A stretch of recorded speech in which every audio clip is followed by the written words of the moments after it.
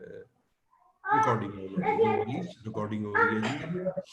अच्छा, first email, अच्छा, the point I was raising with you people is that are talking to, अच्छा, any of you who would like to differentiate between talk to or talk with? What do you think? I am talking to you people, I am talking with you people. लिखिए इस पे, talking to you. नहीं लिखिए, बोलिए ना, वो फिर noise आती है। चलिए बात को आगे बढ़ाते हैं, ये गौर से सुनिएगा। 90% लोग टॉक टू लिखते हैं। I went to his office and talked to him.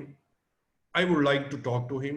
Okay, you have conveyed me your message, your concerns, your point of view, but let me talk to him also so that I could come to a conclusion.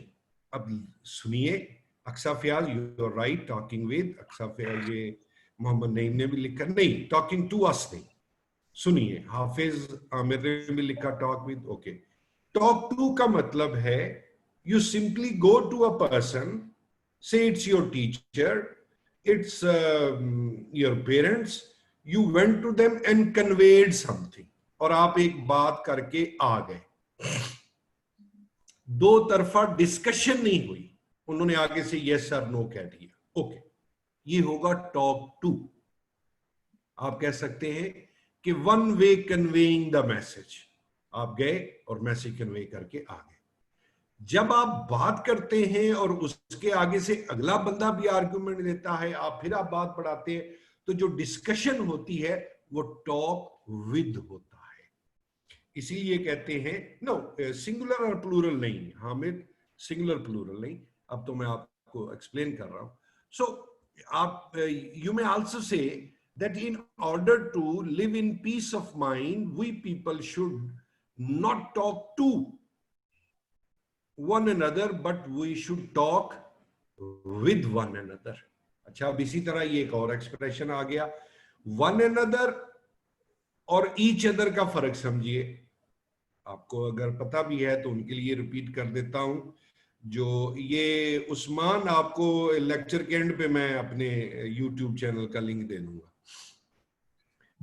ये होता है कि अगर दो लोग बात कर रहे हैं, आप हैं और आपका एक दोस्त है, तो ये ईच अदर होगा। अच्छा, अपरेंटली ये लगता है कि ये वन एंड अदर है, क्योंकि एक और दूसरा नहीं, दो लोग बात करेंगे, ये ईच अदर है।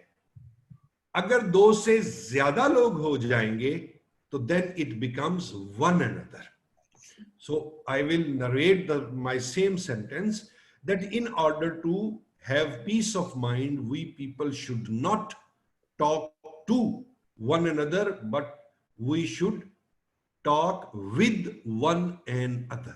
ये भी आपका चले, वो हमने इंग्लिश में बात की तो चीजें सामने आ गई। अच्छा, I was talking of an idiom. Idiom is dog in the manger. अच्छा, अब dog in the manger जो है, ये क्या चीज है? ये इस तरह से है कि कुत्ते का जिक्र आ गया, और मेंजर होती है जिसे पंजाबी में कहते हैं खुरली, यानी आप कह लें कि वो लकड़ी का वो एक बड़ा ढांचा, स्ट्रक्चर, जिसमें हम गाय, भैंस, बकरियों को चारा डालते हैं। अब अगर आपने वहां पर एक कुत्ता बांध दिया, यानी बाकी जानवर हैं, गाय है, भैंस है, बकरियां हैं, कोई और जानवर है, घोड़ा है, वो सारे चारा खाएंगे।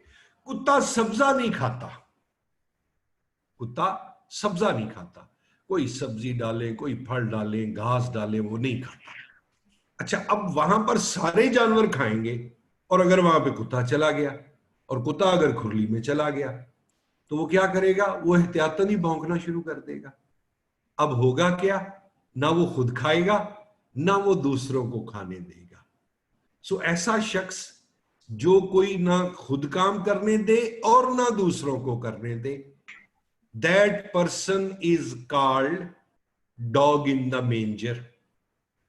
कोई ऑब्जेक्ट हो सकता है, यू आर स्पेसिफिकली, तो वैसे ये शख्स के लिए होता है, या किसी भी एंटिटी के लिए आप कहेंगे सर इसका इस्तेमाल, अच्छा ईडियम्स वो पढ़ने चाहिए जो आपके सीएसएस में काम आए। मिसाल के तौर पे ये जो भी मैंने बोला डॉग इन द मेंजर, इस वक्त फिट केस इसका इंडिया का है। India is playing a role of dog in the manger in the continent of Asia. क्यों भाई? चाइना एक सुपर पावर उठ रही है, आप भी उसे ज्वाइन करो, अपनी ट्रेड बहाल करो, पाकिस्तान के साथ दुश्मनी आपकी अपनी जगह है, आप भी 1 अरब 40 करोड़ की आबादी का मुल्क हो, वो भी 1 अरब 40 करोड़ की आबादी का मुल्क है, आपकी चीजें उधर जाएंगी, उनकी चीजें आपके यहाँ आएंगी, वो आपको वेलकम करेंगे। लेकिन इन्होंने मुसलसल फड्डा डाले रखा, सी पैक की मुखालफत की, उसके खिलाफ बयानात दिए। वो ताइवान आपको पता है चाइना उसको एक्सेप्ट नहीं करता, सारी दुनिया नहीं करती, मोस्टली कंट्री, वहां अपने एमपीए भेज दिए, तो एरोगेंट है। तो फिर क्या है, मजबूरन चाइना ने उसके स्क्रूज टाइट किए। अब ये अगर आप किसी बंदे को उसकी औकात में ला रहे हैं ना, थोड़ा उसे चेक कर रहे हैं, तो उसे कह रहे हैं तो टाइट द स्क्रूज। स्क्रू होता है ना, पेच होता है, तो उसको आप टाइट कर देंगे तो वो चीज बिल्कुल फिक्स हो जाएगी। ये ले एक और इडियम आ गया इसी तरह बातों में। So dog in the manger of India, China की तरक्की का फायदा ना खुद उठा रहा है ना दूसरे मुल्कों को उठाने दे रहा है।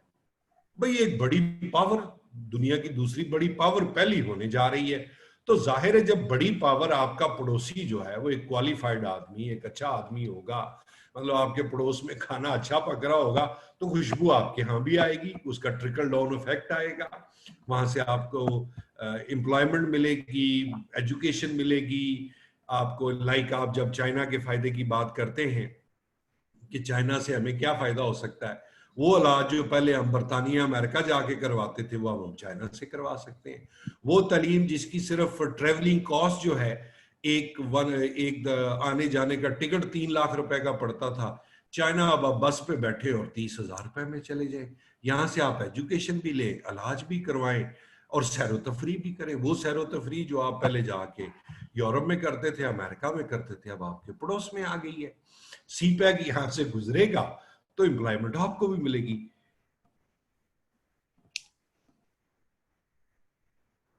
नहीं, कोई जरूरी नहीं है, ये नॉर्मली लिख देंगे आप, डॉग इन द मेंजर।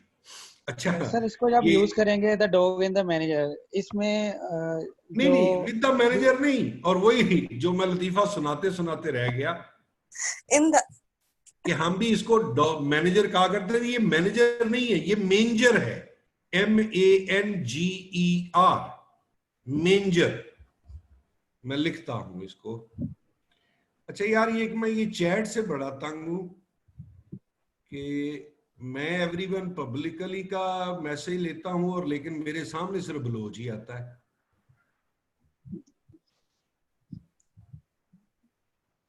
शुक्र है सर, ये तो चेंज हुआ, पहले मैं था बलोच आ गया। एक मिनट, ये ले मैं लिख रहा हूं, ये मैंने लिख दिया ईडीएम। ये अब मकसूद अली को गया है प्राइवेटली, तो मकसूद अगर हमें सुन रहे हैं तो वो प्लीज इसे पब्लिक कर दें। So this is dog in the मेंजर, और सॉरी मैंने दा लिख दिया, it's the dog in the मेंजर।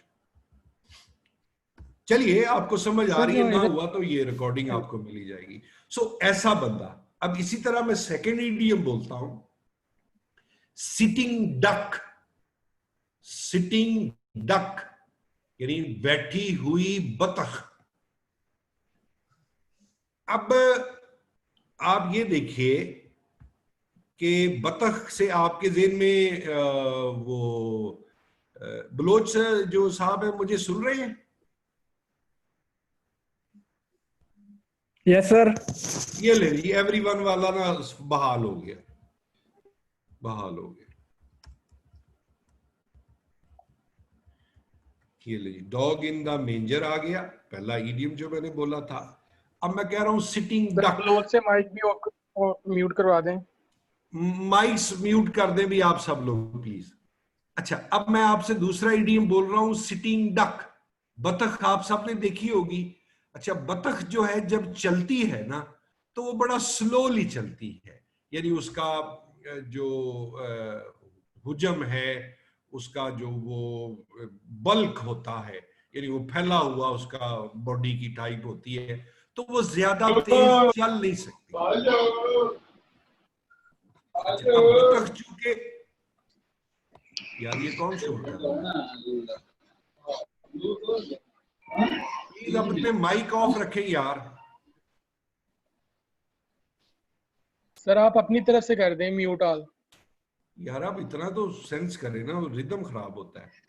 अच्छा, अब बतख जो है वो चूंकि तेज चल नहीं सकती और ऊपर से बतख जो है वो बैठी हुई है,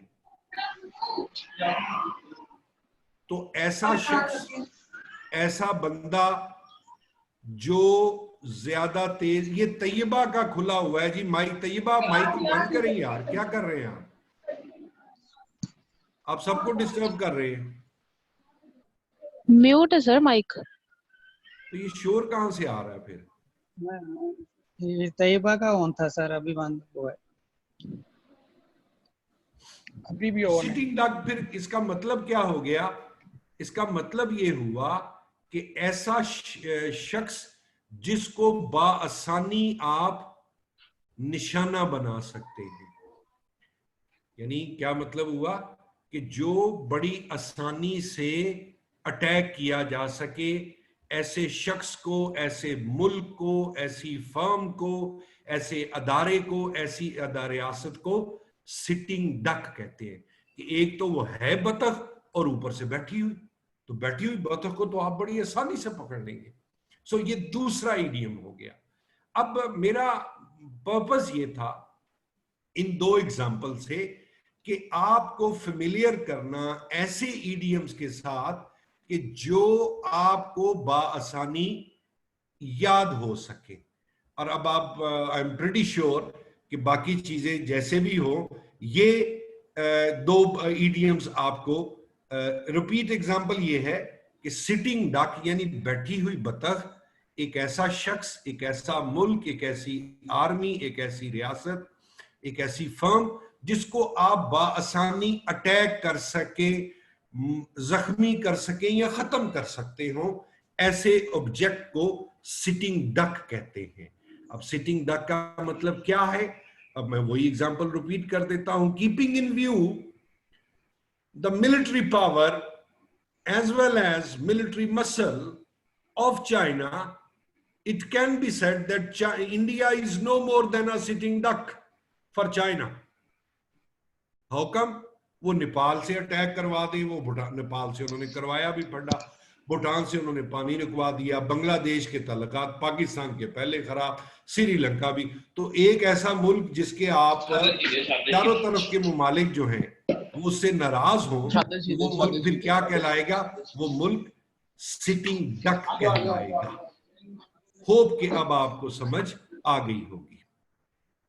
अब चलते हैं आज के एसे की तरफ। अच्छा, अभी मैं अब ना एक थोड़ा सा स्ट्रिक्ट स्टेप लेने लगा हूं। अब अगर किसी का माइक खुला मेरी इजाजत के बगैर, तो मैं उसको ना एक्सक्लूड कर दूंगा, मैं उसको मीटिंग से नहीं। यार ये तो कोई बात है, यू आर नॉट किड्स, बड़ी मुश्किल से रिदम बनता है। आप मेरी जगह होके सोचे, मेरी जान पे बनी हुई है कि मैंने वो सारा मोमेंटम, वो सारी चीजें साथ लेके चली है। तो रहमान, अब अगर किसी का भी माइक ओपन हुआ तो मैं उसे एक्सक्लूड कर दूंगा मीटिंग से, विद ऑल ड्यू रिस्पेक्ट।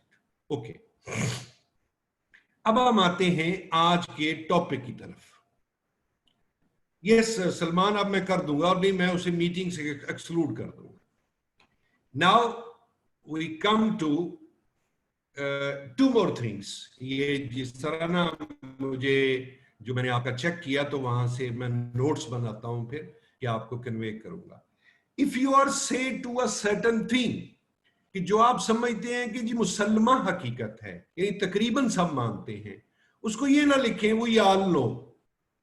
नहीं नहीं नहीं, ये नहीं लिखना आपने।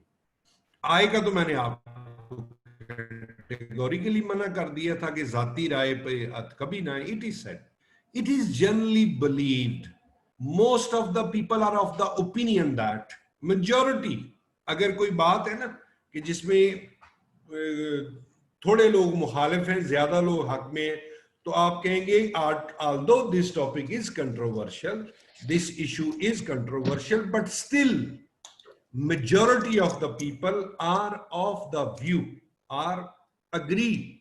इस तरह करके बात को लिखें. इसी तरह अगर आपने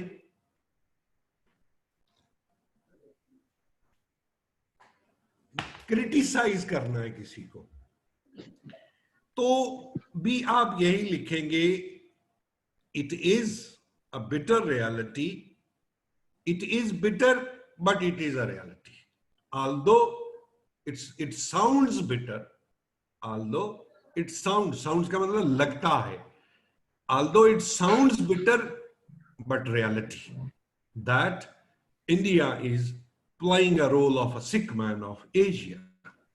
सो इस तरह करके बात को लिखा करें. आल वो नो वाली बात जो है वो उस तरह से ना लिखा करें. हाँ, मैं टॉपिक स्टार्ट करने से पहले आप लोगों से मेरी रिक्वेस्ट है कि आप मुझे जो भी भेजे ना चेक करने के लिए, वो मेरा जो फेसबुक का वो डॉक्टर मुनव्वर वाला पेज है ना, उस पे मैसेज इसलिए किया करें कि वहां पर हार्डली मुझे 5% लोग मैसेज करते हैं. बाकी वो जो फेसबुक पर ओपन होता है उस पर तो पता नहीं दिन में कितने मैसेज आते हैं. तो वो एक तरह का मेरा ना एक प्राइवेट है, मैं जिसको अलाउ करूं वही उसमें उस कन्वर्सेशन मेरे से कर सकते. सो आप ये किया करें कि मेरे फेसबुक वाले पेज के ऊपर. दूसरा ये भी एक कर लिया करें कि आपका जो कन्वीनियंट टाइम हो, मैं ये आपको बता दूं मेरा कन्वीनियंट टाइम होता है रात का, तो हम ये कर सकते हैं कि आप कॉल पर थ्रू हो से इस पे व्हाट्सएप, और आपका तहरीर मेरे सामने हो, फेसबुक पे खुली हो, सो दैट कि वो मैं लिखूं और गौर गौर से उसको देखूं, तो आपको मैं बोलते हुए कह सकता हूं कि आपने ये बात ऐसे नहीं ऐसे लिखी है, ऐसे नहीं. और मैंने आपसे कहा था कि जो आप में से लाहौर के लोग हैं वो यहाँ पे अल्बेरिया, ये बड़ा कन्वीनियंट है अल्बेरिया इंस्टीट्यूट आना, आप हमें यहाँ आके ज्वाइन कर लिया करें, और कोई लिखा हुआ जो है उसको बताते हुए उसमें और आसानी होती है. ओके, नाउ उस्मान बाद में कीजिएगा suggestion. Education, our today's topic is education. Let me tell you one thing. Essay of education always carries a probability or possibility of 70% to be in front of you in the examination hall. या आप पिछले 30 सालों के paper ऐसे के निकाल के देख लें तो उसमें 21 साल या 20 दफा जो है वो ऐसे का उसकी नेचर बदल जाती है. ऐसे एंड डेवलपमेंट, ऐसे एंड डीरेडिकलाइजेशन, ऐसे and economy, technical education, women education, stuff like this. Now listen carefully and try to be as natural as you can, rather okay. जो मैंने शुरू में कहा कि एंजॉय करें स्टडी को एंजॉय करने का जो टेम्परामेंट है ना, उसी का नाम CSS. Well, first of all we need to trace the genesis of education in history. कि where did it come from, ये कहां से आई एजुकेशन, किस बला का नाम है.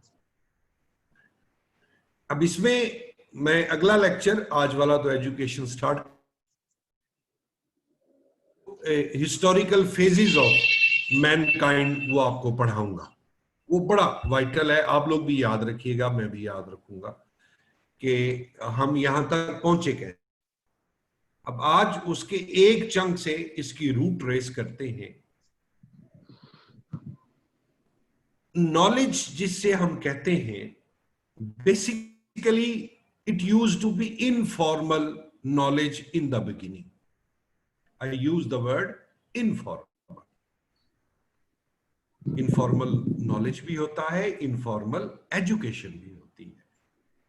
Like right now over here with a bunch of you people, aspirants of CSS, including me, we are having a formal session of education. This is formal education. Absolute formal वो होती है जो आप किसी तालीमी इदारे में जाते हैं, आप compete करते हैं, आपका मेरिट बनता है, आप फी जमा कराते हैं, टाइम टेबल मिलता है, वो एब्सोल्युटली फॉर्मल है. ये आप कह सकते हैं कि रिलेटिवली फॉर्मल है. इनफॉर्मल क्या हुआ? You are on your way to somewhere, be travelling, तो आपके साथ बैठे हुए किसी बुजुर्ग ने, किसी शख्स ने कोई बात ऐसी कर दी कि जहां से आपने सीखा कि अच्छा यार ये बात ऐसे भी होती है. That is informal education. So in the beginning knowledge was totally informal. Our education was totally informal. First ever contribution of informal knowledge was start of agriculture.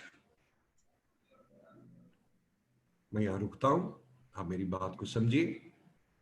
First ever, like इंसान अपनी हिस्ट्री में ना हजारों नहीं लाखों साल forest as में रहा है. फॉरेस्ट एज जिसे आप जंगल का दौर कहते हैं, वहां पर उसका एक ही काम था, हंटिंग करना या गैदरिंग करना. शिकार कर रहा होता था, चीजें गैदर कर लेता था. गैदर का मतलब है कि आप एक बाग में जा रहे हैं,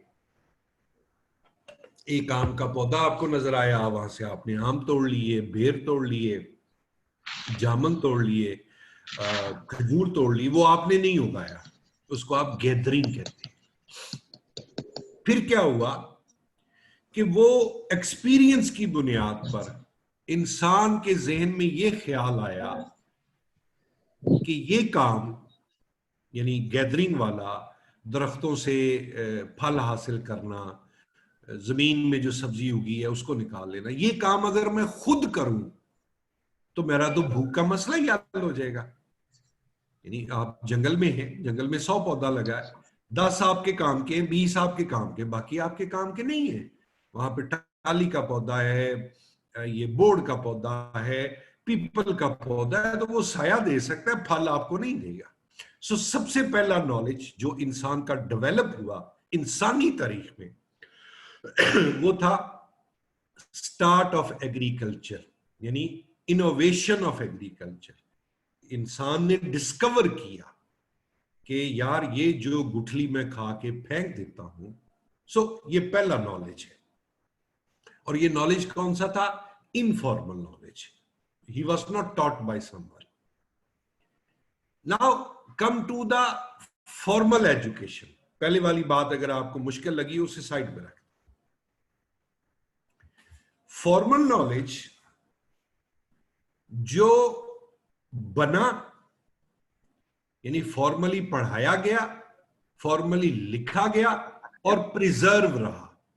यानी जो आप मेसोपोटामिया की बात करते हैं ना, इराक की सिविलाइजेशन, वो 6,500 साल पुरानी थी. उनका नॉलेज बहुत एडवांस था. वो मेडिसिन बनाते थे, लाशों को हनूद करते थे, ज्वेलरी बनाते थे. लेकिन ट्रेजेडी क्या थी? ट्रेजेडी ये थी कि उनका नॉलेज जब वो तहजीब खत्म हुई उनके साथ ही खत्म हो गया, दफन हो गया. So that is tragic part of.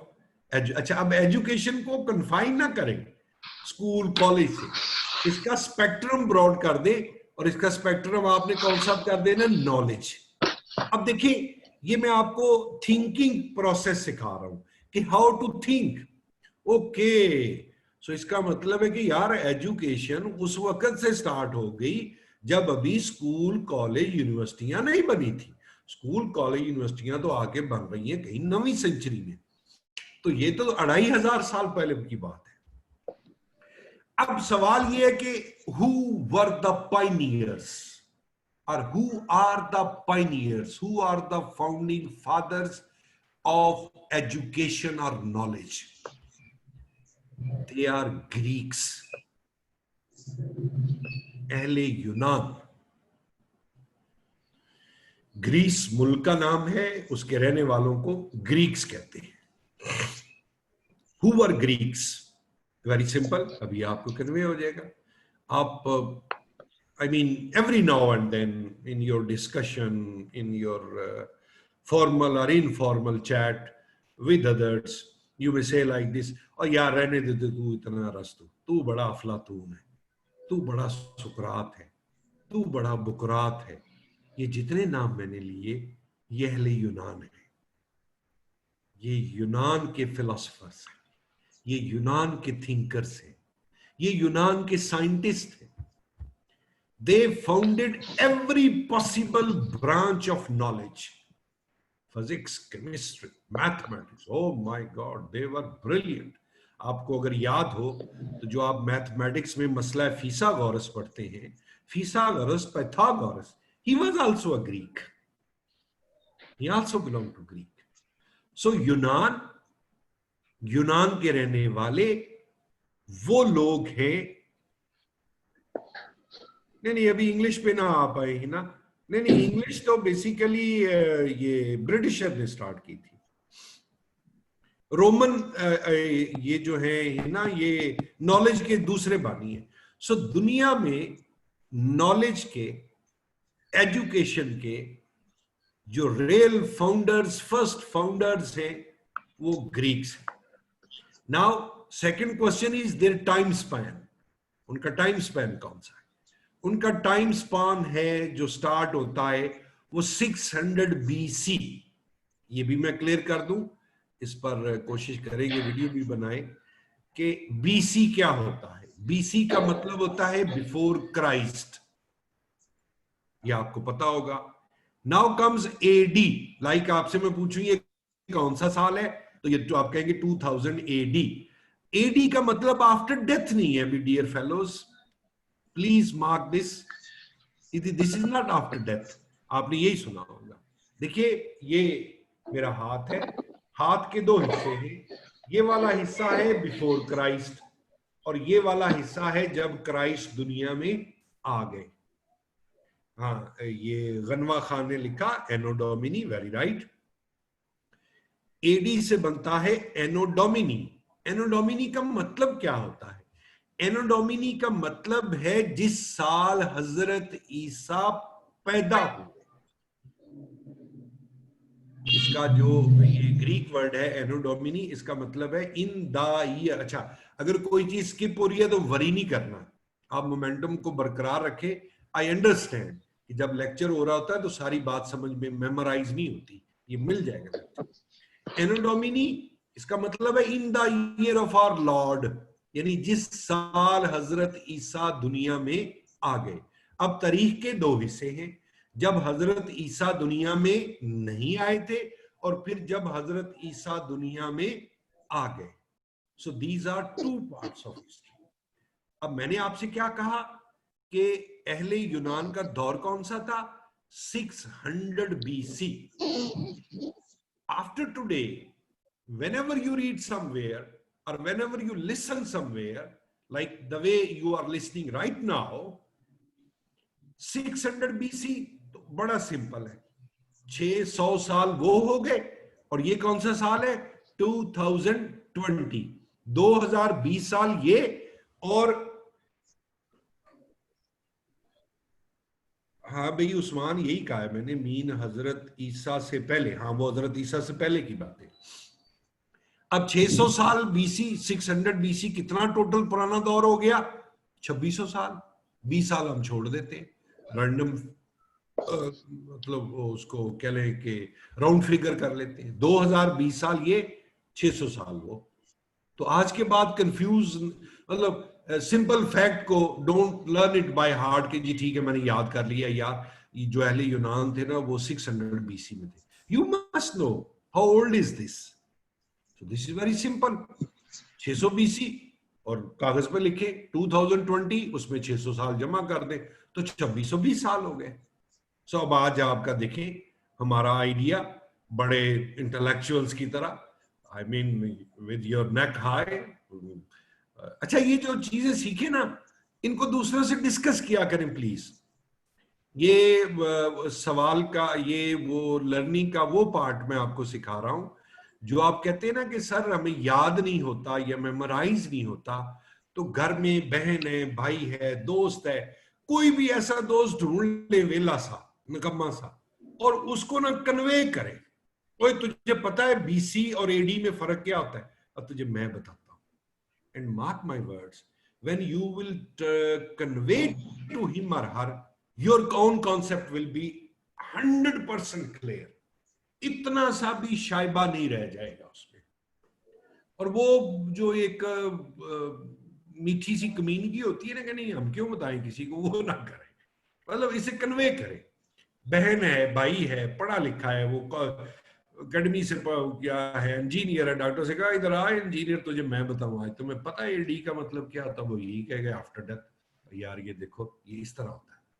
जब आप बताएंगे आपका अपना कॉन्सेप्ट क्लियर हो जाएगा. सो आज हमारा एक बड़ा कॉन्सेप्ट और कंफ्यूजन क्लियर हो गया.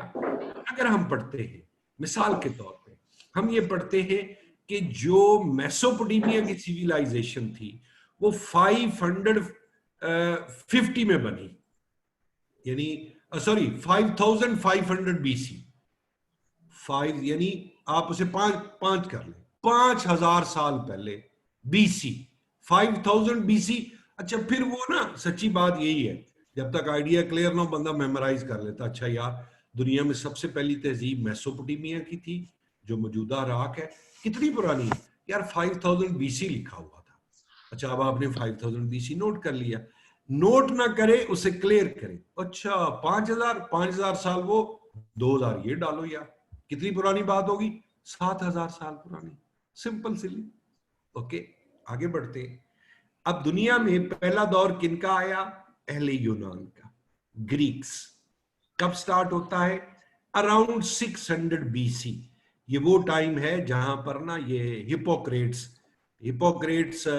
बुकरात को कहते हैं, वो आता है. वहां से सिलसिला शुरू होता है और ये लड़ी चलती रही चलती रही चलती रही, हत्ता के हजरत ईसा का दौर आ गया. हजरत ईसा भी दुनिया में आ गए, ग्रीक्स फिर भी काम करते रहे. अच्छा मैं आपको बहुत सारी बातें कहनी होती हैं, डरते हुए आहिस्ता आहिस्ता कहता हूं कि आप लोग घबरा ना जाएं. एक काम किया करें, वर्ल्ड मैप लगा के रखा करें अपने ना वॉल पे. मार्केट से मिलता है, मैंने शायद पहले भी कहा था, मेरा ही बना हुआ मिलता है. तो उसको लगा के ना तो फिर नक्शे पे उसको ढूंढें या अभी गूगल करें. जैसे क्लास खत्म होती है तो देखें यूनान कहाँ है. यूनान यूरोप में है. यूनान के बाद यूनान के पास ही एक मुल्क था जिसे रोम कहते थे, जो दुनिया की पहली सल्तनत बनी थी, रोमन अंपायर, यानी मौजूदा इटली. आपको पता है ना उसका कैपिटल है रोम. तो ये वो पुरानी सल्तनत वाला नाम चला आ रहा है, रोम. सो पहले एले यूनान थे, not Romania, Rome. Rome ROME, capital of Italy. तो मौजूदा इटली वाले हैवी हो गए. तो वो जो इल्म की शम्मा थी वो पहले जल रही थी किनके यहाँ, अहले यूनान के यहाँ. फिर उसको कौन ले गया, फिर उसको रोमन ले गए, यानी वो बर्तरी में आ गए और यूनान उनकी सल्तनत का हिस्सा हो गया. सो बेसिकली अहले यूनान ही थे. जो रोम है उनके बस थोड़ा सा अरसा है.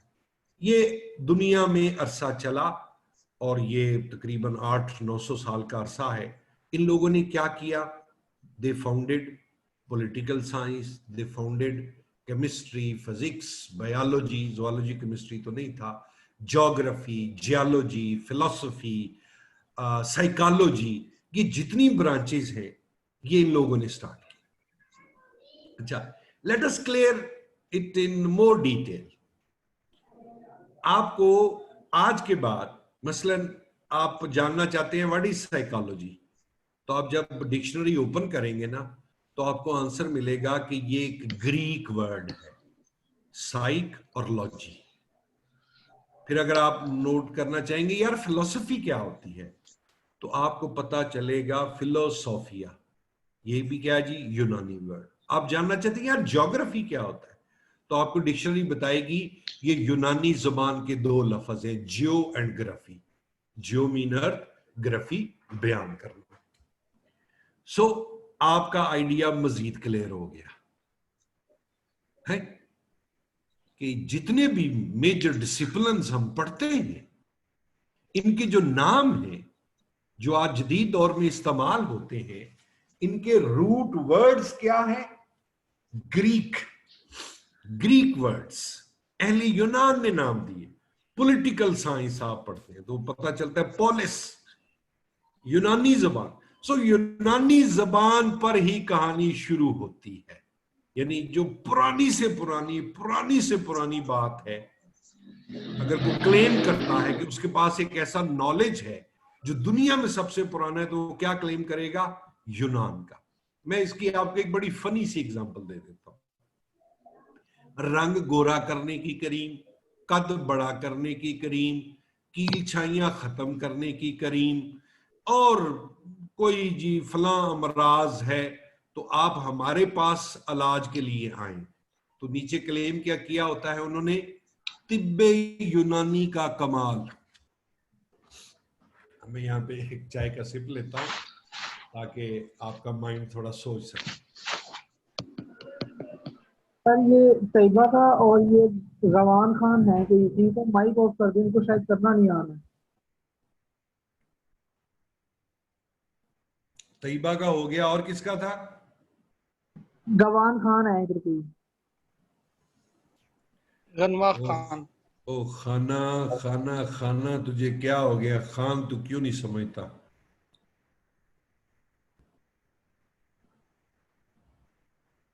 अब खान मुझे नजर नहीं आ रहा, तैयबा तो मुझे नजर आ गई है। सर गवा खान। चलो कोई नहीं है। गवा खान। क्या Khan? Gamma Khan sir, gamma Khan. गनवा गनवा।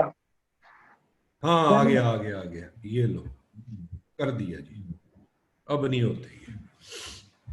ओके, अच्छा, होप यू अंडरस्टैंड दिस के love to wisdom philosophy. Okay हिनाली, आपने ठीक कहा। फिलो जो है वो आप कह लें कि लव है, और सोफिया फॉर नॉलेज और विजडम, लव ऑफ नॉलेज। तो बात जो हम कर रहे थे, बात ये थी कि तालीम कहां से आई। तालीम का मतलब नॉलेज है।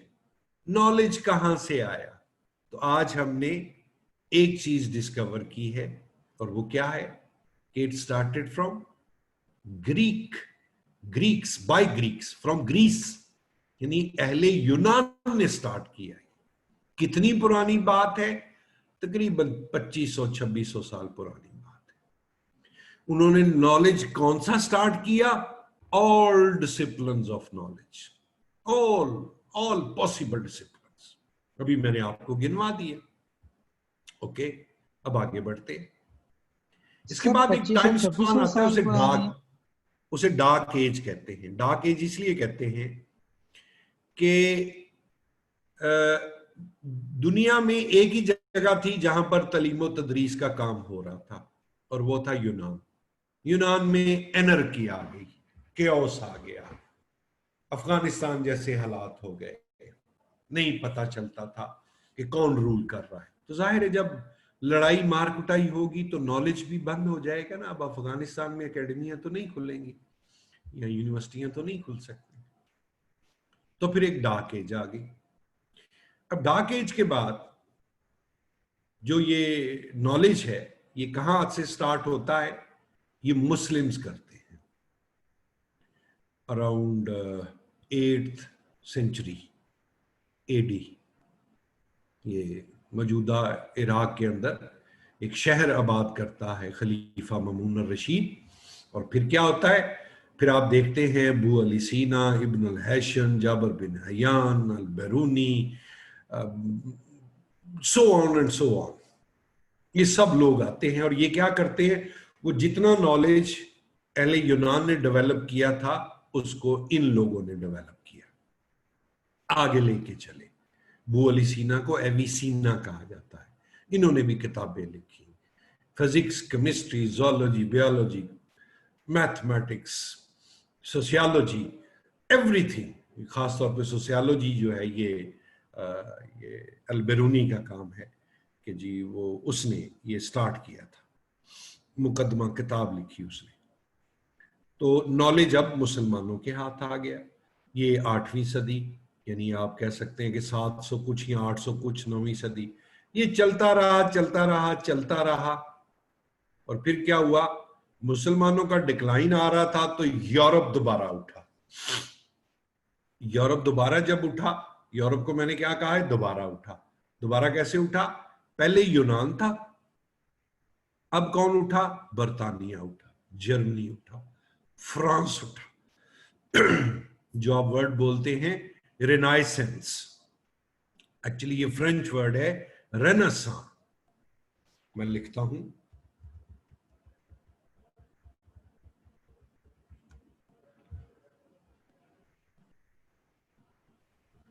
सर इसीलिए जो यूरोपीय कंट्रीज हैं, ये मुस्लिम जो साइंटिस्ट हैं या मुस्लिम राइटर्स हैं, इन्वाइटर्स हैं, उनको अपने अल्फाज में ट्रांसलेट करके पढ़ाते हैं, जैसे Abul Qasim yes, Zahra. Very right, very right. शुरू में ऐसा करते थे, मैं अभी इस बात पे आता हूं, मुझे ये वर्ड लिख लेने दीजिए।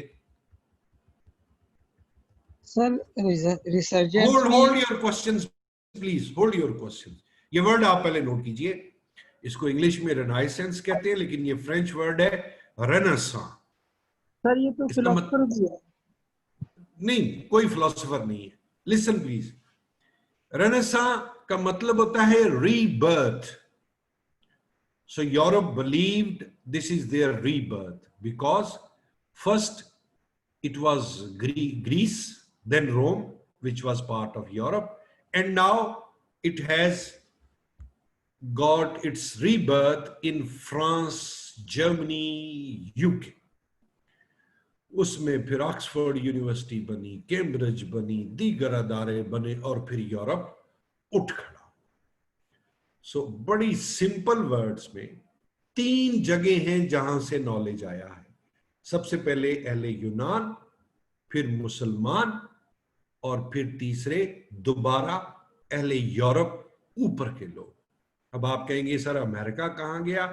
तो यूरोप ही की एक ब्रांच फिर जाके अमेरिका में खुल गई। उसके बाद जापान है, ये स्मॉलर पोर्शन है। देखिए स्पैन होता है जो लंबा वाला हो, मतलब को 400-500 साल का तो हो ना। तो अब वो जो रेनेसां आया, रेनाइसेंस जिसे आप कहते हैं, वो अगर स्टार्ट होता है 11वीं सेंचुरी से या 10वीं सेंचुरी से, तो इसका मतलब है वो आज तक चल रहा है। सो नॉलेज की जो डोमिनेंस है, नॉलेज की जो ड्राइविंग सीट, वो यूनान, फिर मुसलमान, और फिर दोबारा यूरोप। इसके अलावा south America, Africa, Asia, Chinese, Indians, Japanese, Russians, they can not claim anything. मैंने आपको पहले बताया कि चाइना भी उठ रहा है, उसको अरूज आता है, और इसका ये अरूज को 400-500 साल रहे और इसके मुकाबले में कोई ना हो तो फिर माना जाएगा ना। तो अभी अगर ये जितना कर रहे हैं उतना यूरो वाले भी कर रहे हैं, तो ये इसको आप ड्राइविंग सीट नहीं कह सकते। सो ड्राइविंग सीट 3 रही है, यूनान, मुसलमान और यूरोप। यूरोप में बर्तानिया खास तौर पे, फिर उसके साथ ही पैरेलल फ्रांस और जर्मनी। अब आज आपकी एक मैं और कंफ्यूजन दूर कर देता हूं। आपने देखा होगा जब से रूस टूटा है 1990 से, पूरी दुनिया में यूरोप या मगरबी दुनिया ने सिर्फ मुसलमान दुनिया को ही अंडर अटैक किया है। रीजन क्या है? मुसलमानों ने ऐसा क्या गुनाह किया? जबकि जब कोल्ड वॉर हो रही थी अमेरिका और रशिया की, तो मुसलमानों ने अमेरिका का साथ दिया था। रीजन ये है कि यूरोपियंस और western countries strongly believe that this ummah, this international nation called Muslims, they have ruled the world once. Once they have ruled the world, rather led the world, जिसे होता है लीड करना, तो ये दोबारा कहीं उस तरह के कामों की तरफ ना जाए।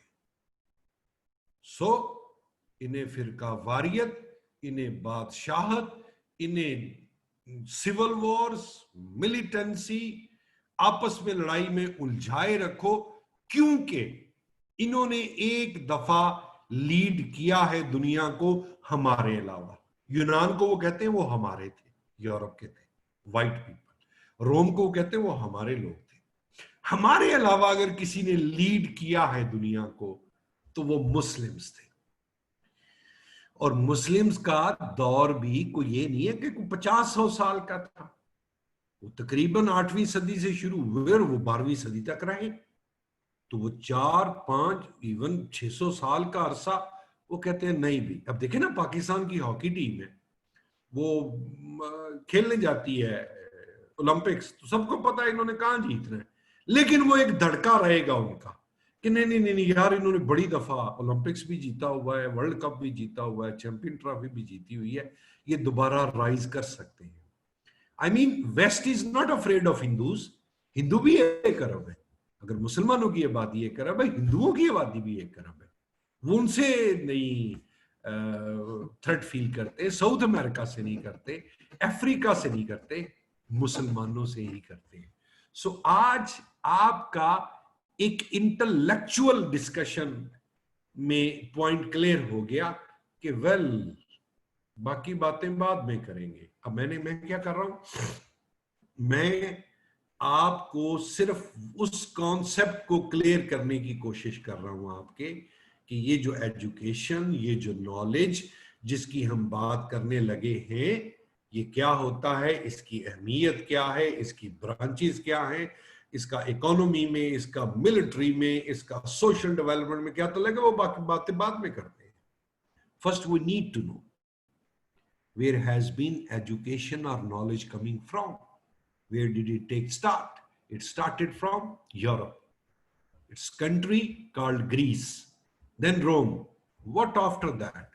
After that, well, this candle of knowledge was lit by the Muslims, and they kept it for hundreds of years.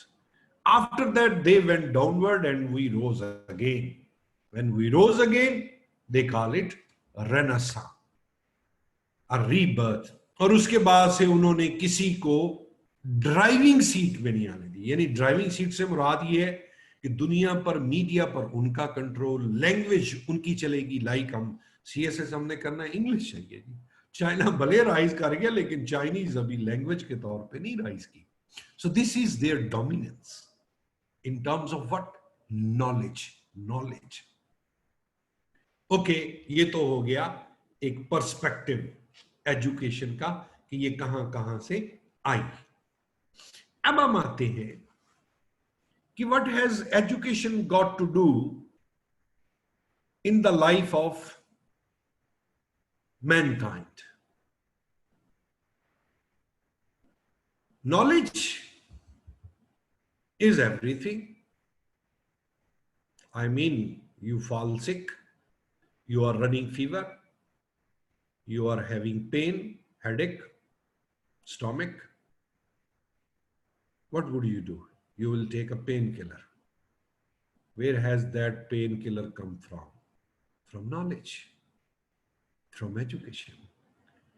Pakistan cannot be attacked by India now.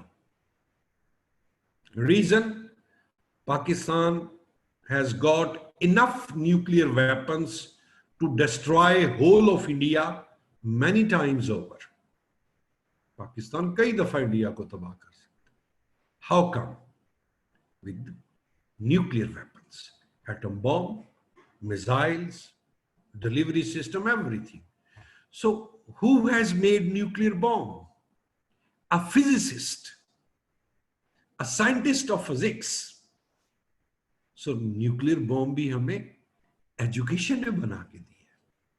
अभी अगर आपकी वाबस्तगी हो किसी से तो मैं माफी चाहता हूं, तारक जमील की दुआ करने से तो एटम बॉम्ब नहीं बना ना मौलाना फजलुर रहमान ने को तवीज दिया था। तो एक knowledge, worldly knowledge. Now let's purify our jargon, our vocabulary, it's scientific knowledge. I am using two words over here. Note down it carefully. Knowledge of logic, not magic. माजरत के साथ ये जो हमारे मजहबी पेशवा है, they tell you magical solutions, oh you go I will pray for you, आप जाएं जी मैं दुआ करूंगा। वो जिस तरह तारक जमील कहता है कि जी यूनिवर्सिटी में आया वो हमारी पंजाब यूनिवर्सिटी में, और कहता है कि मैं जनाब एफएससी में पढ़ता था, तो मेरा अगले दिन पेपर था, मैंने पढ़ा नहीं था, मैंने वजीफा किया, मैं सो गया, तो मेरी ख्वाब में एक एग्जामिनर आया, वो 4 सवाल मुझे बता गया, मैंने वो 4 सवाल याद कर लिए। सुबह जब मैं कहता जी पेपर देने गया तो वही एग्जामिनर वहां पर एग्जामिनर था, देखें कैसा मौजज़ा हुआ। अब अगर आप इस तरह की गुफ्तगू करेंगे तो you are trying to find what, magical solutions, not logical solutions. तो फिर वही वो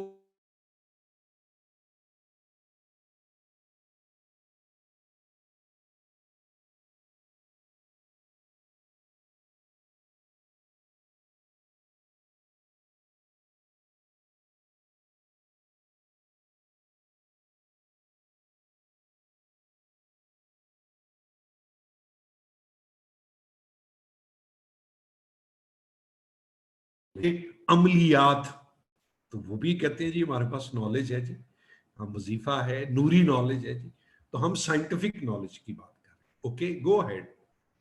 I mean, you take the example of COVID-19. Everybody is worried. I mean, whole system of the world is lying in abeyance. So what is the solution? Solution is what? That someone from scientist will come ahead and he will do the trick. और वो क्या होगा? वो ये होगा, वो vaccine बनाएगा, वो इम्यूनिटी की मेडिसिन बनाएगा, लाइक दिस। हाँ, यहां पर भी मौका है। आपके उलमा कहते हैं कि जी हमने वो एक दवाई वजीफा बनाया है जी, ये दुआ है, ये कसरत से पढ़े। तो भी फिर असल बात तो ये है कि अगर आपकी प्रैक्टिस, अगर आपका अल्लाह से लगाओ, अल्लाह से कुर्बत इतनी है, तो फिर आप कुछ करके दिखाएं ना। नजर आए जी पाकिस्तान से कोरोना खत्म हो गया, कैसे हुआ जी? वो वजीफा बताया था जी फलां मौलाना ने और ठीक हो गई। इस तरह से नहीं होता। So let's review. Be defence of your country, military, be it your biological problems, be it your psychological problems.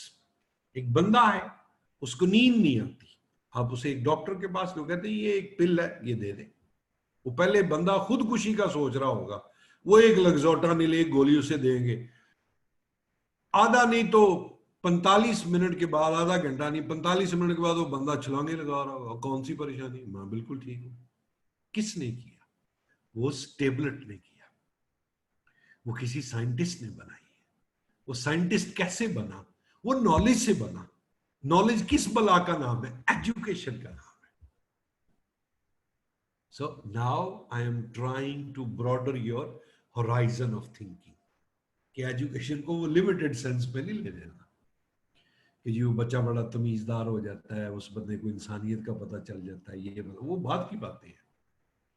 पहली बात है सर्वाइवल की, how to survive, and you cannot survive if you are like a sitting duck. ये ले आज का idiom हमारे काम आ गया। An illiterate nation, a nation which is backward in knowledge, science and technology, is an absolute sitting duck which can be hit by anyone with ease, absolute ease, जो चाहे जब चाहे मार के परे कर। आपके पास न्यूक है, अगले पास न्यूक ही नहीं है, आप न्यूक मार दें वो क्या करेगा? अमेरिका ने जापान पे मारा, जापान के पास होता तो अमेरिका को माफ करता? कभी ना करता। अमेरिका के न्यूक बनाने के बाद रशियन ने वर्ल्ड वॉर 2 के बाद सबसे पहला काम ही ये किया था, और क्या किया था कि उन्होंने उम्मे फरवा, अब आपको आवाज आ रही है? ये लिखा था उम्मे फरवा ने जी, नो वॉइस। अब आपको आवाज आ रही है जी? क्लियर हो गया? हो गया अब ठीक? मैसेज करें, बोले ना, मैसेज करें। ओके, सो रशियंस ने क्या किया? It took them 4 years, just 4 years, और 1949 में भी उन्होंने भी एटम बम बना लिया। वो एटम बम किसने बनाया? उनके एक फिजिसिस्ट ने बनाया, और अमेरिकन कहते हैं कि हमारी सोच से इन्होंने 3 साल पहले बना लिया। अदरवाइज इंसानी तारीख में दूसरा मौका एटम बम चलाने का जो पैदा हुआ था वो था कि अमेरिका रशिया पर भी न्यूक मार देता।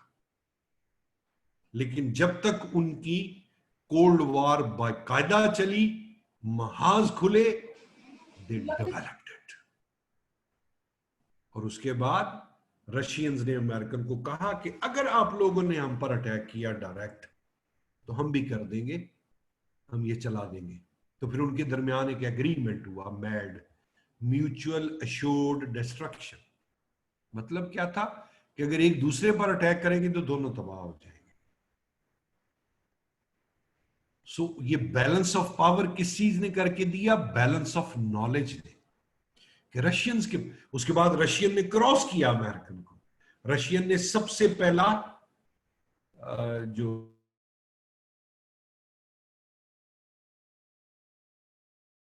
पहला सियारा फजा में उन्होंने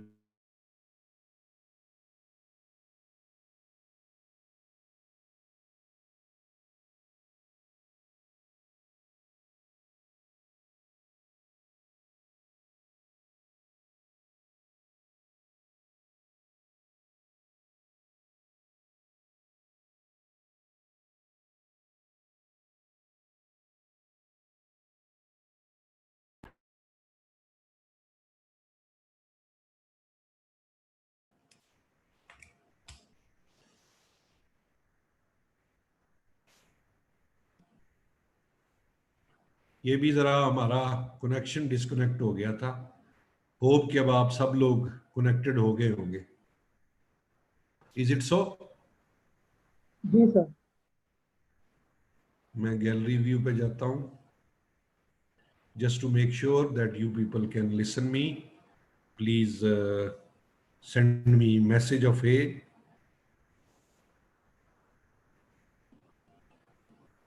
रशिया से रिपीट करता हूं। ओके,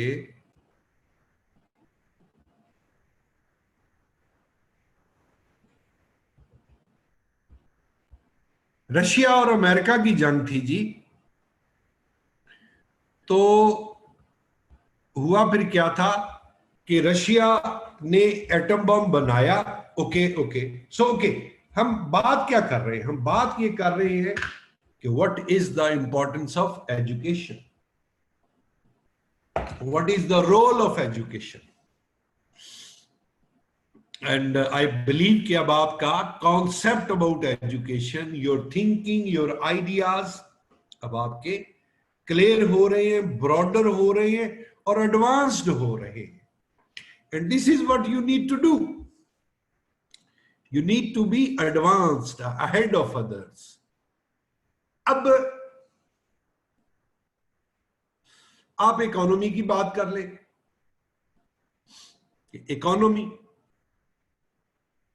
इकोनॉमी की बात क्या करें? पाकिस्तान का जितना बजट है, इतने बजट, मतलब पाकिस्तान का जितना टोटल तालीमी बजट है ना, इतना बजट अमेरिका की एक एक यूनिवर्सिटी का होता है। नासिर जफर मीर, आपने लिखा ऑफ कोर्स। ऑफ कोर्स जब भी लिखे सिंगल एफ से लिखा करें। Nasir Zafar, write it again. Of course single F से लिखे, डबल एफ से नहीं होता।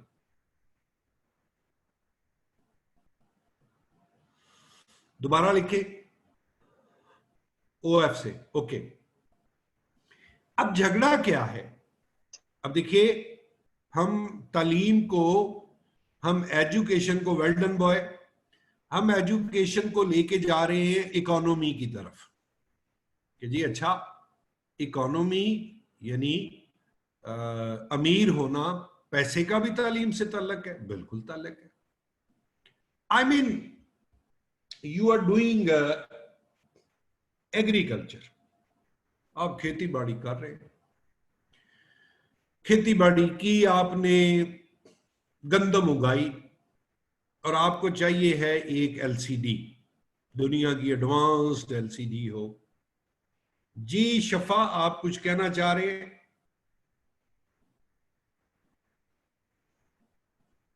यहां गलती से हाथ खड़ा हो गया। Okay okay, no worries. अब आप क्या कर चाहते हैं जी, आपने ना एक एलसीडी खरीदनी है जो कोई एडवांस्ड फॉर्म की है, मैक्सिमम साइज की है। वो आपने जो गंदम पैदा की ना, वो कोई एक खेत की गंदम आप ला देंगे एक ट्रॉली में और लेके आएंगे, उसे सेल करेंगे और आगे से वो आपको एक बॉक्स दे देंगे, कुछ 3 × 2 फुट का, ये ले जाए। अब आपने धूप छांव का ख्याल किया, आपने पानी लगाया, काटी, परिंदों को उड़ाया, थ्रेश किया, फिर तो आपने कल्टीवेट किया खेत को। जिसने वो एलसीडी बनाई है उसने कल्टीवेट किया ब्रेन को। सो पाकिस्तान जितनी टोटल गंदम पैदा करता है मिलियंस ऑफ एकड़ पे, लाखों लोग लग के जितने की गंदम पैदा करते हैं, बाकी मुल्क 1 एकड़ 2 एकड़ कर ले आप, मैं कहता हूं 10 एकड़ कर ले, 10 एकड़ की जमीन पर लगी हुई फैक्ट्री जो मोबाइल को एडवांस सर्विसेज, कोई मेडिसिन बना रहे हैं, वो आपसे 10 एकड़, आपके मिलियंस ऑफ एकड़ से ज्यादा कमा लेंगे। रीजन क्या है? कि वो एजुकेशन बेस्ड काम कर रहे हैं, वो नॉलेज बेस्ड इकोनॉमी है। Right this word, knowledge based economies. अभी हम यहां बैठे पढ़ रहे हैं इसके मदद से, तो ये जूम हमने तो नहीं बनाया, ये लैपटॉप हमने नहीं बनाया, ये इंटरनेट भी हमने नहीं बनाया। सो हम ये क्या कर रहे हैं? हम ये बारोड टेक्नोलॉजी पर काम कर रहे हैं। वो हमसे एडवांस्ड है और वो हमसे इन सारी चीजों का क्या ले रहे हैं? पैसा ले रहे हैं। I give you another example.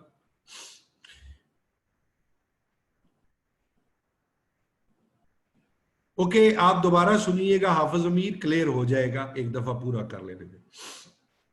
मिसाल के तौर पे एक बंदे को हेपेटाइटिस होता है, हेपेटाइटिस होता है, वो कहते हैं जी ये इंजेक्शन है जी, लगाएं। आप पता करते हैं जी कितने के लगेंगे इंजेक्शन, वो कहते हैं जी 50,000 रुपये।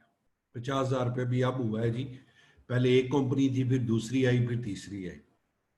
अब आपने कभी सोचा है कि वो जो इंजेक्शन आपको लगते हैं उसमें ना तो हीरा पिघला के डाला गया है, ना गोल्ड डाला है, ना सिल्वर डाला है उसमें क्या? मिनरल्स है, साल्ट है। तो झगड़ा किस बात का? झगड़ा यह है कि कौन सा साल्ट किस कॉम्बिनेशन के साथ उस इंजेक्शन में डाला गया और आपको वो इंजेक्शन लगाया गया है।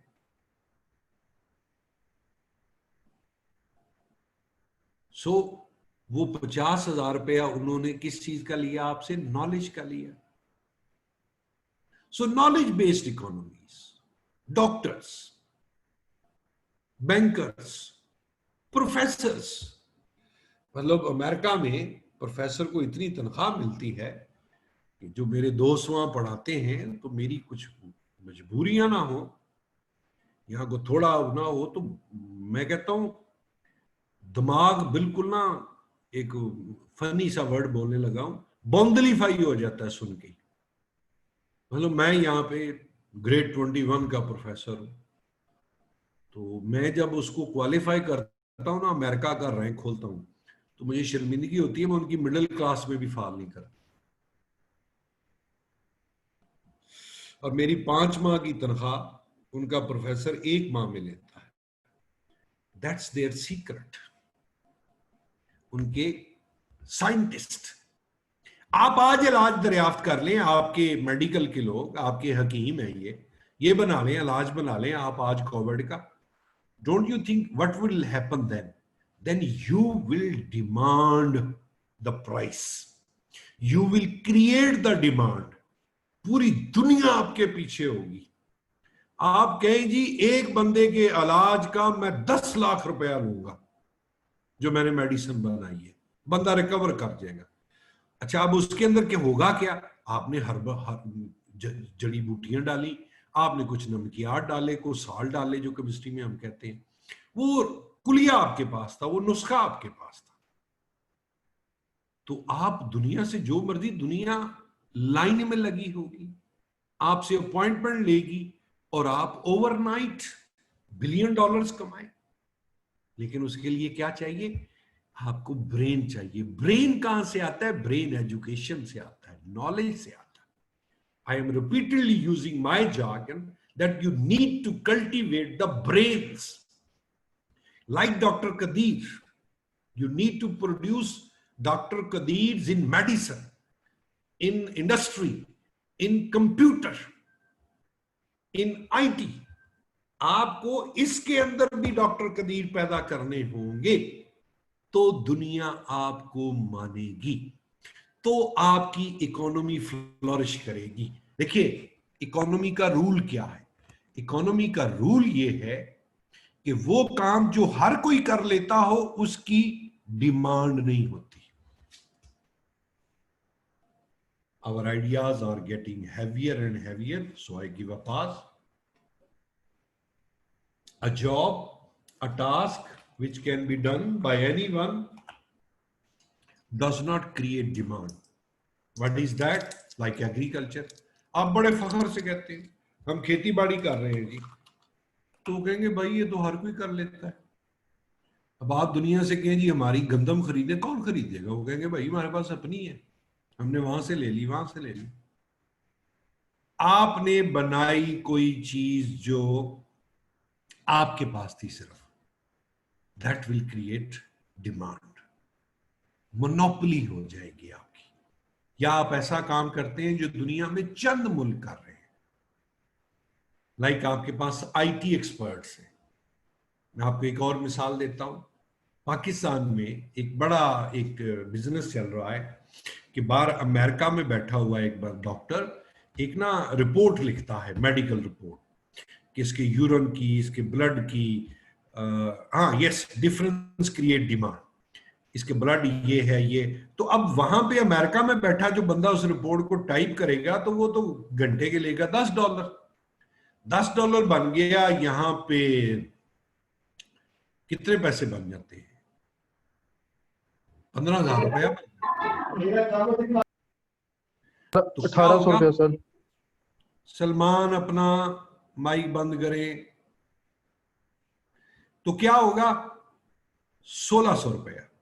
तो 1600 रुपया पे वहां बंदा 1 घंटा काम करेगा, यहां आप 1600 रुपया बंदे को 8 घंटे का दें, तो बड़ी तमीज के साथ हाथ बांध के आपके सामने खड़ा हो जाएगा, जी बड़ी मेहरबानी सर जी, मेरा तो रोजगार चल पड़ा, मेरा तो 50,000 रुपया महीने का बन जाएगा। सो वहां बंदे ने 1 घंटे में कमाया, यहां बंदा 8 घंटे का लेगा। तो वो फिर क्या करते हैं? वो वहां से उसको स्कैन करके पाकिस्तान भेज देते हैं। पाकिस्तान में बैठा हुआ वेला बंदा मिडिल क्लास का उसको टाइप करता है, जिसे आप चीप लेबर कहते हैं। सो आप अगर लेबरर ही रहेंगे तो आपकी इकोनॉमी राइज नहीं करेगी। आप उस वक्त राइज करेंगे जब आपके यहां डॉक्टर इस लेवल के हों कि दुनिया के डॉक्टर आपके पास, मरीज आपके पास आए कि यार पाकिस्तान चलते हैं, वहां से इलाज करवाते हैं। वो डॉक्टर फिर मुंह मांगी कीमत लेते हैं। आपके इंजीनियर्स ऐसे हों, आपके आईटी के एक्सपर्ट्स ऐसे हों। सो नॉलेज ही की मदद से अमेरिका बना है। अमेरिका की जो जीएनपी है वो पूरी दुनिया की जीएनपी का 20 से 22% होता है। पूरी दुनिया अगर 100 रुपया कमाती है तो उसमें से ₹22 यूएसए अकेला ले जाता है। किस चीज की बुनियाद पे? टेक्नोलॉजी पे। टेक्नोलॉजी कहां से आई? साइंटिस्ट लाए। साइंटिस्ट कहां से आए? साइंस एंड टेक्नोलॉजी की एजुकेशन से आए। Once you are strong in technology, वही टेक्नोलॉजी आपकी मिलिट्री में चली जाएगी। अब आप पर कोई हमले का नहीं सोचेगा। और जब आपकी इकोनॉमी स्ट्रांग हो गई तो आप किसी पे डिपेंडेंट नहीं होंगे, किसी से कर्जा नहीं लेंगे, किसी की डिक्टेशन नहीं लेंगे। अब यहां से हमारा आर्ग्यूमेंट क्या बन रहा है? आर्ग्यूमेंट बन रहा है कि भाई अगर आपने दुनिया में अपना सर्वाइवल ढूंढना है, यानी पाकिस्तान को सर्वाइवल का ही खतरा रहता है ना जी, वो ब्लैक वाटर आ गया जी, वो इंडिया घुस गया जी, वो तो सर्वाइवल के लिए भी आपको क्या चाहिए? Strong economy. स्ट्रॉन्ग इकोनॉमी कहां से आएगी? सिर्फ खेती बाड़ी से नहीं आएगी, साइंस एंड टेक्नोलॉजी में आप इन्वेस्ट करेंगे तो आएगी।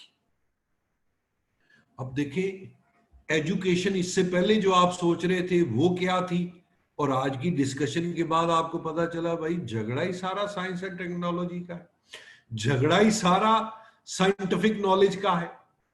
अब हमारे यहां क्या हो रहा है? 30 लाख बच्चा हमारा मदरसों में पढ़ रहा है। ओके, वो हाफिज़े कुरान भी बन गया, वो इमाम मस्जिद भी बन गया। ऑनेस्टली मैं आप पे छोड़ता हूं, education means, education does not teach you what to think, education teaches you how to think. So I am asking you people to think at your own, that what would be the role of those 3 million children, even adults, who are so to say under qualification, are studying at madrasas. What would they do in the role of development of your country? वो ज्यादा से ज्यादा इमाम मस्जिद ही बनेगा, वो ज्यादा से ज्यादा सऊदीया और ईरान की जो सेक्टेरियन वॉर है उसका ईंधन बनेगा। जो ईरानियन मसलक से पढ़ के आएगा वो सऊदीया को गालियां देगा, जो दूसरे मदरसे से पढ़ के आएगा वो ईरान के खिलाफ चलेगा, फतवे जारी किए जाएंगे। That's it. So फतवों से आप, वही फिर बात है, they will be in search of magical world. They would be in search of what? Magical solutions. जबकि हमें क्या चाहिए है students? Logical solutions, concrete solutions, worldly solutions. मिसाल के तौर पे आप कहते हैं फलां पीर साहब हैं, फलां शाह साहब हैं, उन्होंने बताया है कि आपके इतने अरसे बाद इस चीज के हालात ये होंगे। आपको पता है, आप एक अमेरिकन साइट खोलिए, ब्रिटिश साइट खोलिए, जापानीज खोल लीजिए, चाइनीज खोल लीजिए, वो आपको बता देंगे कि आपके मुल्क में अगले 3 माह इतने दिन इतनी बारिश होगी। सो वो भी क्या कर रहे हैं? वो भी गैब का इल्म रखते हैं। यही झगड़ा होता है ना जी, गैब का इल्म।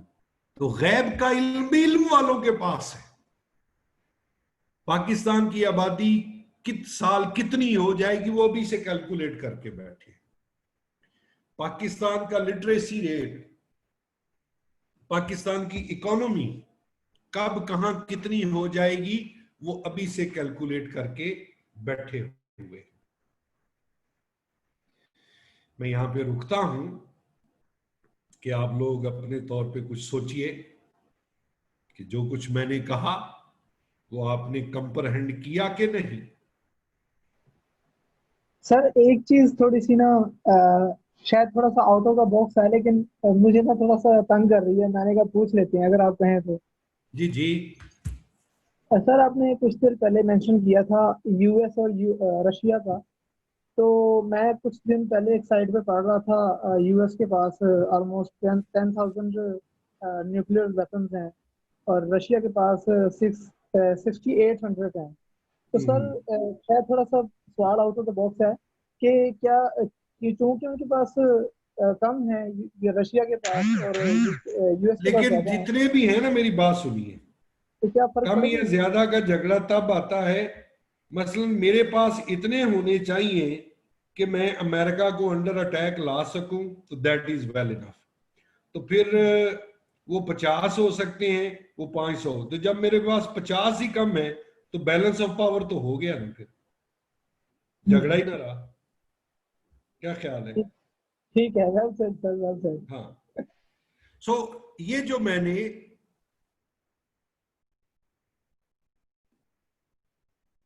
यस, यूके में वर्ल्ड कप था, तो 4 साल, आप मेरे आई मीन 4 साल का तो मैं इतना श्योर नहीं हूं। आप उनसे कम से कम 1 साल की टोटल पेशीन गोई आप जाएं, ले लें।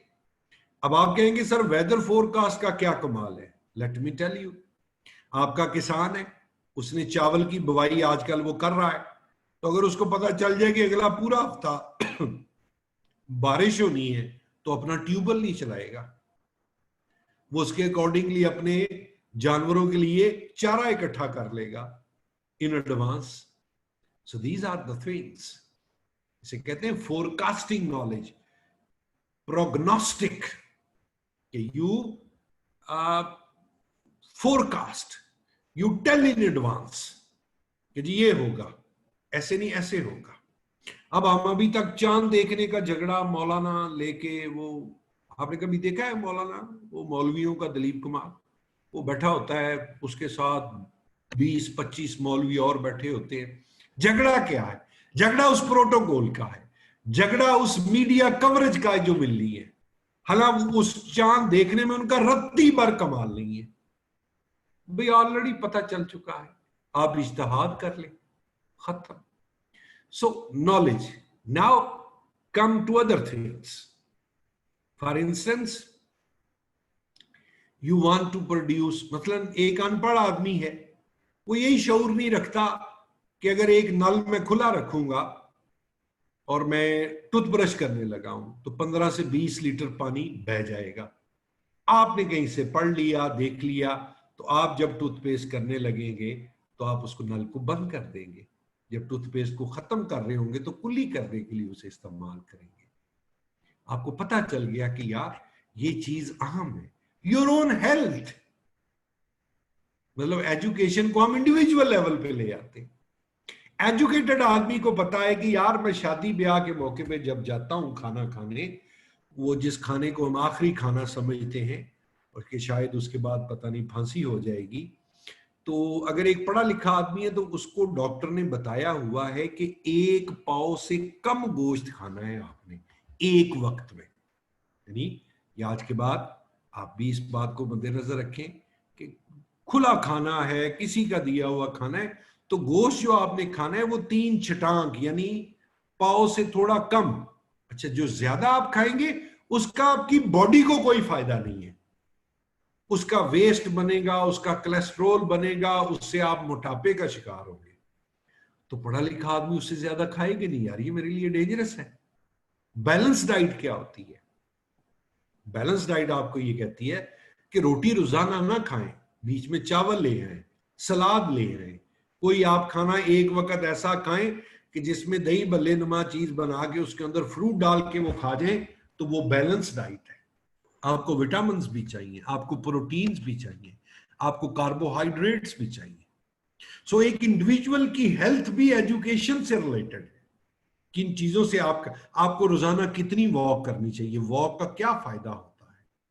हर्बल मेडिसिन है, मसलन अब दुनिया इस स्टेज पे आ गई है कि वो आपको कहते हैं कि आप हमें अपनी ब्लड रिपोर्ट भेजें, यूरिन भेजें, हम आपको बताएंगे आपको कौन सी चीज खानी चाहिए, कौन सी चीज नहीं खानी चाहिए, जिसे अब फूड थेरापी कहते हैं, न्यूट्रिशनल थेरापी कहते हैं।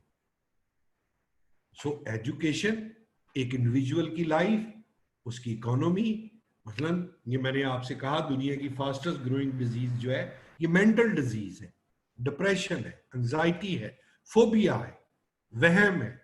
It can be treated. आप उसे डॉक्टर के पास ले जाएं, तो यार आप पागल नहीं हुए हो। अब आप मुझे बताएं कि जिंदगी का कौन सा पहलू ऐसा है जिसमें एजुकेशन का रोल नहीं है। USA, Russia, China, they are superpowers because they are powers in technology, science, etc. Last time मैंने आपसे कहा था कि लाइक जो मिडिल ईस्ट के कंट्रीज हैं, they are rich countries but they are not advanced countries.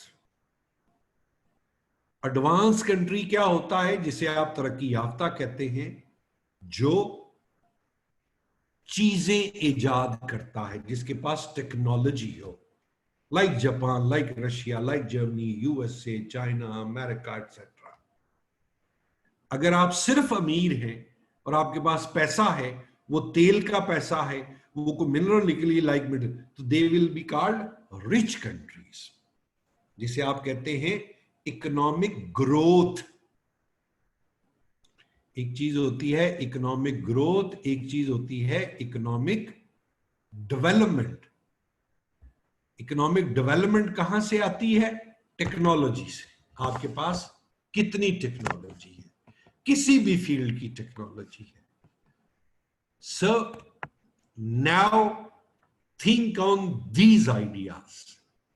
आज का लेक्चर आपने सुना, इसकी रिकॉर्डिंग भी अवेलेबल होगी। अब आपने क्या करना है, आपकी बड़ी मेहरबानी, केयरफुली सुनिएगा। यहां से सीधा मेरे यूट्यूब चैनल पे जाइएगा, वहां पर एजुकेशन का एक लेक्चर मौजूद होगा, उसको सुनिएगा। फिर ये कल तक अपलोड हो जाएगा, फिर इसको सुनिएगा। एक दफा सुने, दो दफा सुने, और मैं ये बिलीव करता हूं कि मुझे भी आज अगर एकदम एक नए टॉपिक पर पढ़ना पड़ जाए तो it will take me 2 to 3 readings. अब आपकी मुश्किल आसान है कि आपने रीडिंग्स नहीं सुननी। आपने क्या करना है, आपने लेक्चर सुनना है, बस लेक्चर लगाएं, आराम से बैठे, चाय का कप बनाएं, आइसोलेशन में जाएं और think healthy, think wealthy, think rich. Oh yes, help with everything. I am going to be a qualified man. I am going to qualify in that slot who are called intellectuals or philosophers. So think big, think healthy, think attached with this process. इस लम्हे को भूल जाए कि मैंने exam दे रहा हूं। तो बड़ी सोच के साथ, बड़े दिल दिमाग के साथ, विगोरसली आप देखें। आप लोग जैसे ही मुझे कोई चीज भेजते हैं, मैं चेक करके आपको भेजता हूं। वो मेरे लिए एक्स्ट्रा फटीग है, लेकिन क्या है कि वो मेरी कमिटमेंट है, वो मेरा पैशन है। मैं आपकी राइटिंग को चेक करते हुए चीजों को इंप्रूव करता हूं, खुद भी करता हूं कि अच्छा इसने इस बात को ऐसे लिखा, ऐसे होना चाहिए, ऐसे होना चाहिए। And you never know, it happens कि सम टाइम आप में से कोई स्टूडेंट कोई ऐसी बात कर देगा जिसमें से मेरे सीखने का बायस बनेगा। सो इस नजरिए से ना, अभी ये क्लास खत्म हो रही है तो आपने फौरन उस एसे वाले, आप यहां बल्कि रुकिए, मैं वो एसे वाले टॉपिक का लिंक आपको देता हूं, होल्ड कीजिएगा। सर आपने एक बात की थी अभी, मदरसे की बात की थी आपने, तो जी सर ये चीज पर्सन टू पर्सन वेरी करता है।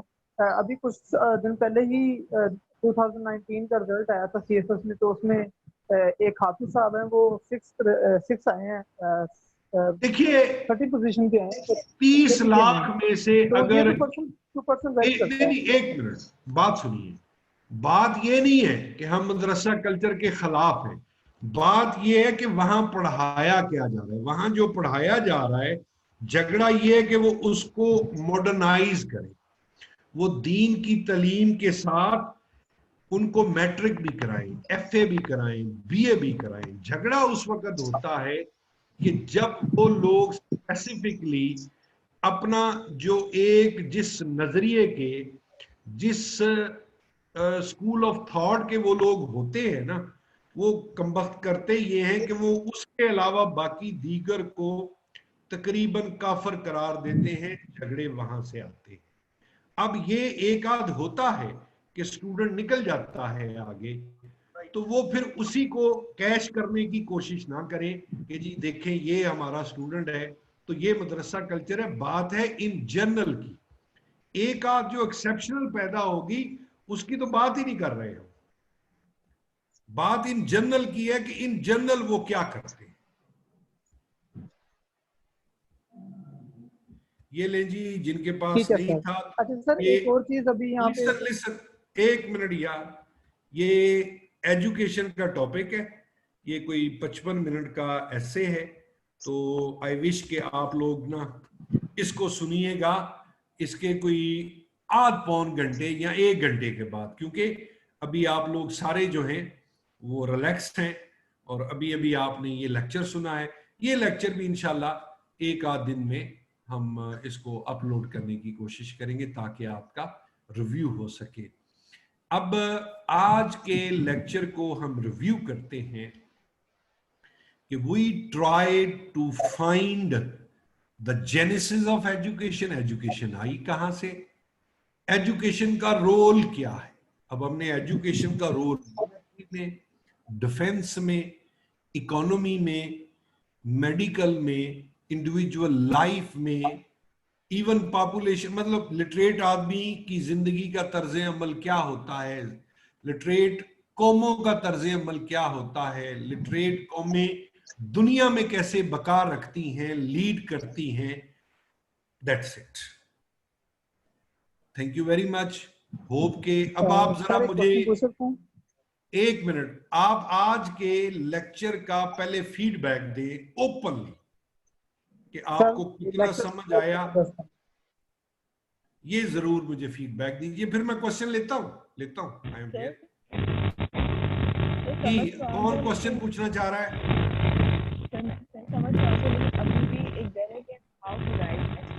वो आवे बोल रहे हैं लेकिन आपकी आवाज मुझे नहीं आ रही। सर मेरा क्वेश्चन आवाज आ रही है आपको? आप लोग ऐसा करें, अपना अपना क्वेश्चन टाइप करें। नॉइज बहुत।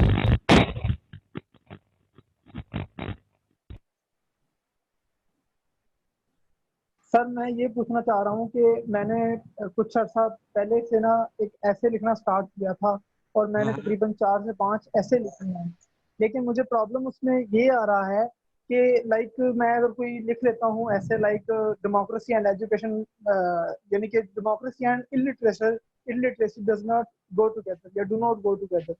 तो सर इसमें प्रॉब्लम ये आ रहा है कि अगर एक चीज का डाटा ही नहीं है मेरे पास या एक चीज का मेरे पास नॉलेज है तो मैं आउटलाइन में कैसे बनाऊंगा उसकी विदाउट एनी ब्रेनस्टॉर्मिंग वगैरह। तो मुझे इसका थोड़ा सा आइडिया बता दें। थोड़ा सा अगले गियर ना लगाएं, फिलहाल मेरे साथ चलें। दरमियान में एक लेक्चर ऐसा आएगा जिसमें मैं आप लोगों को तमाम टॉपिक से मुतल्लिका जो एसेंशियल डाटा है वो भी दूंगा। Don't worry. सर एक और बात, ये जो आपने जैसे एजुकेशन का बता दिया, सारी इंफॉर्मेशन दे दी है, बहुत इंफॉर्मेटिव था।